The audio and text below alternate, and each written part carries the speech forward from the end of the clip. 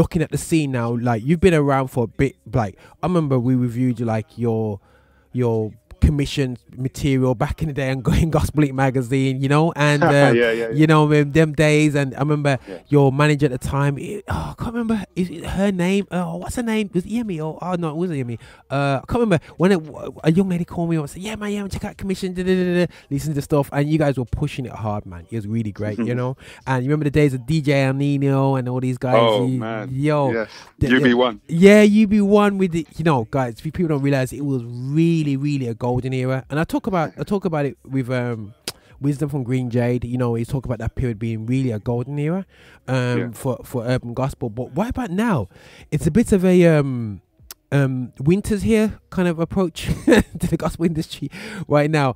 How do you, from such a golden era, how do you feel about where things are at right now in urban gospel in the UK scene? Is it where you believe it's more real, or how do you feel about it from being a young person in that? Probably one of the older guys at the batch, yeah. But you know what I mean, looking back and looking at where it is now, is it concerning, or is it something that, you know, it's called roll up the sleeves? I think, you know what, there can be the propensity to kind of always look back and be like, yo, that was the golden era. Yeah, and try and you know, compare that to now, but it's just like oil and water. We can't do it because the climates were just so different. And I think that golden era time was for then, and it served served such a powerful purpose in terms of you know, things like Bibles, you know, GL Live, all these things really kind of helped people as they came into the faith to plug into different kind of pastimes and different kind of music and different kind of groups of people, which is what I'm saying. And I think that's what worked for them. And what we've got to do now is look at what this current climate is and what works for it. So when we've got the likes of Jay Vessel, Still Shady out there, you've got Mel Velas, you know, you've got Mark Jones. Do you know what I'm saying? We've got all these people who are now in this era and serving this era in the best way that they can. And so the way I see it is that each season has different seeds that you've got to plant. Those seeds were planted then, and they grew like a whole, you know, scene across the UK. And now the people who are in this place now are growing those seeds. So if you look at Governor B came from that, in a sense, golden era. Yeah. He now stands as a pioneer over here. But if those seeds weren't laid down there in the golden era, then we wouldn't have someone that you can look to and say it can be done. You know what I'm saying? Yeah. So the way I see it now is it's just a new patch of grass for everything to grow through. And I think it's growing bit by bit. And as people are creating content that people can relate to and connect with their faith, I think other people are being encouraged to do the same. And that's when you're building up like a new offspring of artists and you're trying to grow it. It can't ever be what it was. And that's something that we always need to. It cannot ever be what it was because that was then and that's what it served there. It will be a new manifestation of it and a new form of it. But that golden era, it was golden there. And then this era will create another golden era.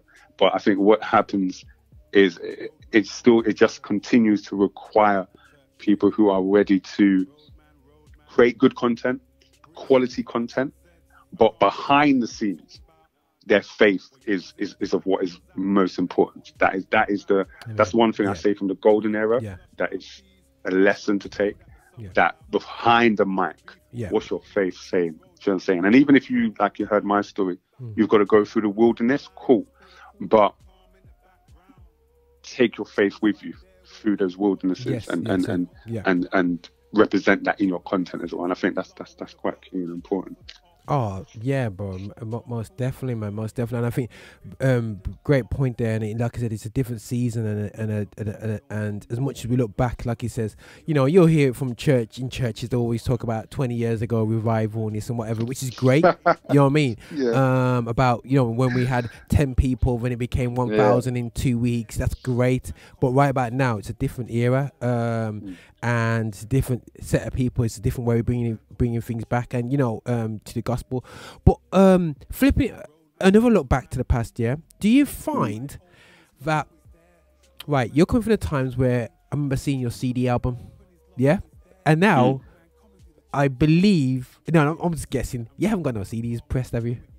I have. You have? Okay, sorry. I just assumed. Now, right, bear in mind how things have changed. Now, you're coming from, we're coming from MySpace, innit? Yeah? So you was promoting your first products, and you remember you had your friends down the side, and you was trying to get all your friends to have the different faces down the side, and you know what I mean, you get your little player and you play your track in there, and you know what I mean, and the lead track, you got the header, have a big picture of you in the top header, you know what I mean, you get your specialist friend who does MySpace pages, and you do all that, yeah. And then now it's like you've got Instagram, you know what I mean, you've got Facebook, you got, you know what I mean, Snapchat, even Spotify is a massive thing right now. The question is it easy as an artist to get your music out there now? Do you prefer it now back in the day when it was just like CDs and run around with MySpace? Do you know, sorry, tough question, man. Sorry, financial level. Yeah. On a financial level, back then was more profitable.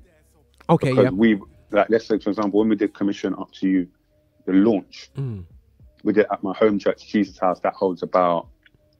Yeah, I've been in there, man. That was like 2,000. 2,000, yeah. 1,000, 2,000. Yeah. So we were doing tickets. Tickets were like, no, that was, tickets. No, I think tickets were free.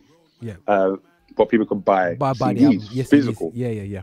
Because you weren't going on to iTunes and all that kind of stuff. So we took home a large chunk financially from that, because it was like, you can't get this anywhere else unless you get that CD. Yeah. And I think because of the advancement of technology now in this day and age, for the artist, financially, it's harder to turn over a profit for this creative art form to actually make sense financially. But what it does require you then is to be more creative in your content and that presentation of that content. Yeah. Because one thing that never dies is the live scene. So we can do all our Spotify and the streaming. That's cool. But I feel you still need to draw people back to a place where they come and see you live. And I think a lot of artists now are making more for what they're losing from back then. What they're making more in is that actual live aspect. And so for me personally, the way I had to roll out this project, I was well aware that, okay, there's going to be a lot of it online, but that's why I had to still do my physicals, because there are still people who love to hold that product. Hold a product all day.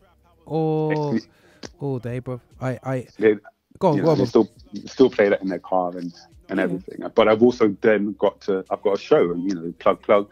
But Sunday, December the 2nd, that's my album headline show. And so I want people to come out. If you're listening, come out and support. If you've never, people have seen me perform at people's events, but if you've never seen me perform at my own event, this is somewhere to come. I'm telling you, because we're going to pull out all the stops and just make it intimate, make it something special. It's going to be one of the last events of the year. And so I'm asking people, to come out. And I guess this is just the way that the scene has morphed from online, from that physical aspect to online, but you cannot lose the live. The live is just living forever.